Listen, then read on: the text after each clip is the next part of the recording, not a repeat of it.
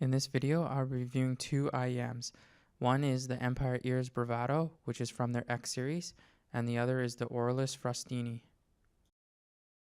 First, I'll start off what's similar about them, and then their differences. Both cables use a 2-pin connection. On the Frosteni, it is better implemented. There is a cutout for the 2-pin connection to make a more secure fit on the IEM shell. For the Bravado, the 2 pins are the only thing holding them onto the cable. They both come with aftermarket cables. One is from Effect Audio and the other one is from PW Audio. They both are copper cables and terminated with the 3.5mm jack. Moving on to the differences, the accessories on the Bravado are better. Comes with a hard case, cloth, and one big pouch and one small one, and final audio ear tips, where the Frosteni has a pouch, some ear tips, and a clip to hold the cable to the shirt. They both are a hybrid design, but the configurations are different.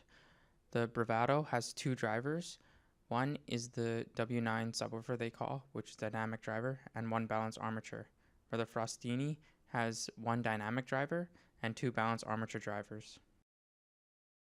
Moving on to the ear guides, I like the PW Audio cable better because it bends well to my ear, and also it's a thicker cable in the ear guide, where the ear guides on the Effect Audio cable do not bend well, and they are thinner.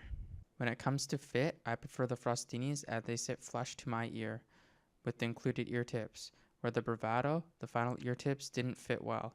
I felt it being squished too much to fit without falling out, which made a negative effect on the sound. After looking through my other ear tips, I found some that fit well and improved the sound. Moving on to the sound quality, starting off with the Empire Ears Bravado. The first thing I noticed was the bass with the dynamic driver. No wonder they call it a subwoofer. You can tell it is playing more of the low-end frequency, almost to where it is too much depending on the genre of music you listen to. Moving on to the mid-range, I find it nothing special, just a very solid performer. I find that the vocals are centered quite nicely in the whole frequency. It's not pushed too much forward or too distant. The highs are detailed but can sound far away a bit compared to the mids and bass. Could be how the drivers are placed inside the earpiece. Moving on to the Frostenis, starting off with the bass, I find that with heavy bass music, you can hear its limitations.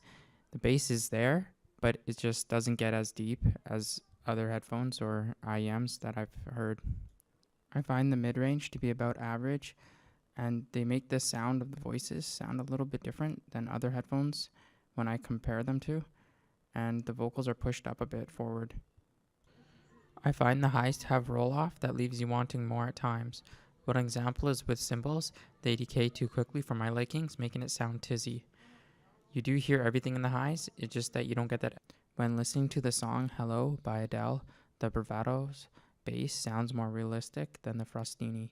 But when it comes to the vocals, you notice on the Frosteni that they are pushed up in the mix, making the song sound more vocal-centric, which I like.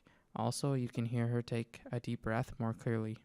On the Bravados, you get more of the recording space in the mix, which you lose on the Frosteni.